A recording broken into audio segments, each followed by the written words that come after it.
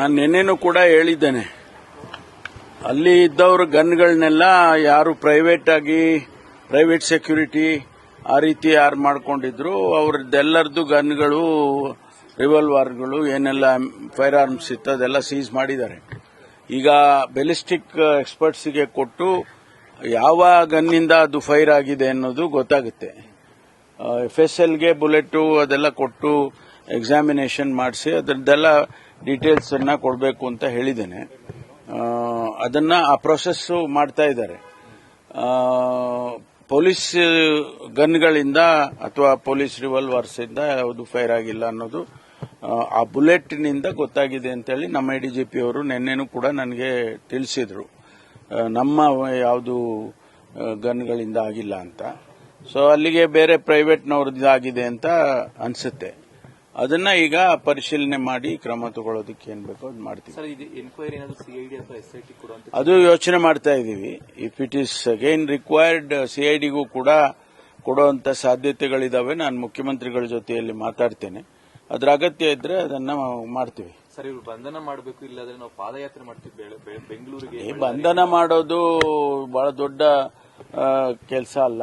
ಆದ್ರೆ ಅದಕ್ಕೆ ಹಿಂದೆ ಕಾನೂನು ಚೌಕಟ್ಟಿನಲ್ಲಿ ಏನ್ ಕ್ರಮ ತಗೋಬೇಕು ನೋಡಿ ಆಮೇಲೆ ಅವರು ಆಕ್ಟ್ ಮಾಡ್ತಾರೆ.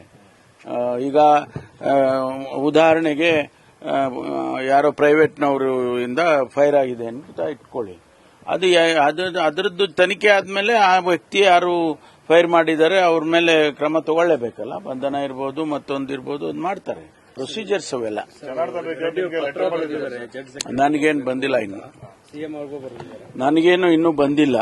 ಬಂದ ಮೇಲೆ ಅದಕ್ಕೇನು ಸೂಕ್ತವಾದ ಕ್ರಮ ತಗೊಳ್ತೀವಿ. ಈಗಾಗಲೇ ಅವರು ಕಂಪ್ಲೇಂಟ್ ಕೊಟ್ಟಿದ್ದಾರೆ. ಆಮೇಲೆ ಈಗ MLA ಅವರು ಕೂಡ ಅವ್ರ ಕಡೆಯಿಂದನೂ ಕೊಟ್ಟಿದ್ದಾರೆ. ಸೊ ಎರಡನ್ನೂ ಕೂಡ ತಗೊಂಡು ಪರಿಶೀಲನೆ ಮಾಡ್ತಿದ್ದಾರೆ. ಅವರು ಇನ್ವೆಸ್ಟಿಗೇಷನ್ ಮಾಡಬೇಕಲ್ಲ.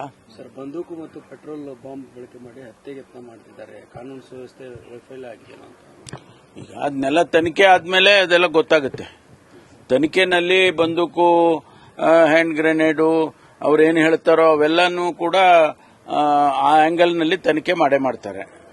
ಅಲ್ಲಿ ಅಂತ ಸಂದರ್ಭದಲ್ಲಿ ಯಾರಾದರೂ ಕೂಡ ಅವರೇನೋ ನಾಡ ಬಾಂಬು ಏನೋ ಹೇಳಿದ್ದಾರೆ. ಅವರು ಆ ತರದ್ದೇನಾದ್ರು ಪೆಟ್ರೋಲ್ ಬಾಂಬು ಏನೋ ಹೇಳಿದ್ದಾರೆ. ಅದೆಲ್ಲ ಪರಿಶೀಲನೆ ಮಾಡ್ತಾರೆ. ಜನಾರ್ದನ್ ರೆಡ್ಡಿ ಬಳ್ಳಾರಿಗೆ ವಾಪಸ್ ಆದ್ಮೇಲೆ ಅಲ್ಲಿ ಲಾ ಅಂಡ್ ಆರ್ಡರ್ ಸಮಸ್ಯೆ ಜಾಸ್ತಿ ಆಗ್ತಾ ಇದೆ ಅಂತ. ಅದು ಕೋಇನ್ಸಿಡೆನ್ಸೋ ಅಥವಾ ಏನು ಗೊತ್ತಿಲ್ಲ. ಅವರು ಬಳ್ಳಾರಿಗೆ ಬರೋವರೆಗೂ ಯಾವುದು ಗಲಾಟೆ ಆಗಿಲ್ಲ. ಅಲ್ಲಿ ಅವ್ರು ಬಂದ ತಕ್ಷಣ ಈ ರೀತಿ ಆಗಿದೆ. ಅದಕ್ಕೊಂದು ಕಾಕತಾಳೀಯ ಅಂತ ಹೇಳ್ಬೋದು, ಏನೋ ಗೊತ್ತಿಲ್ಲ. ಅದನ್ನ ನಾವು ಪರಿಶೀಲನೆ ಮಾಡ್ತೇವೆ. ಸರ್, SP ಅವರದ್ದು ಆತ್ಮಹತ್ಯೆ ಯತ್ನ ಈಗ ಎಲ್ಲಿದ್ದಾರೆ ಏನು ಅಂತ ಏನಾದ್ರು?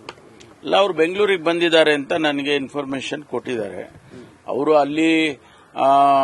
ಅಲ್ಲಿಂದ ಅವರಿಗೆ ಮನಸ್ಸಿಗೆ ಬೇಜಾರಾಯಿತು ಹಾಗೆ ಅಂತೇಳಿ ಬೆಂಗಳೂರಿಗೆ ಬರುವಾಗ ಮಾರ್ಗ ಮಧ್ಯದಲ್ಲಿ ಯಾರೋ ಅವ್ರ ಸ್ನೇಹಿತರು ಅವ್ರದ್ದೇನೋ ಎಸ್ಟೇಟ್ ಇತ್ತು ಅಂತ ಅಲ್ಲಿ ರೆಸ್ಟ್ ತಗೊಂಡು ಆಮೇಲೆ ಬೆಂಗಳೂರಿಗೆ ಬಂದಿದ್ದಾರೆ ಅಂತ ಹೇಳಿದ್ರು. ಅವರಿಗೆ ಸ್ವಾಭಾವಿಕವಾಗಿ ಅವರಿಗೆ ತಕ್ಷಣ ಟ್ರಾನ್ಸ್ಫರ್ ಮಾಡಿದ್ರು ಅನ್ನೋದು ಇದು ಬೇಜಾರಿದ್ದೇ ಇರುತ್ತೆ.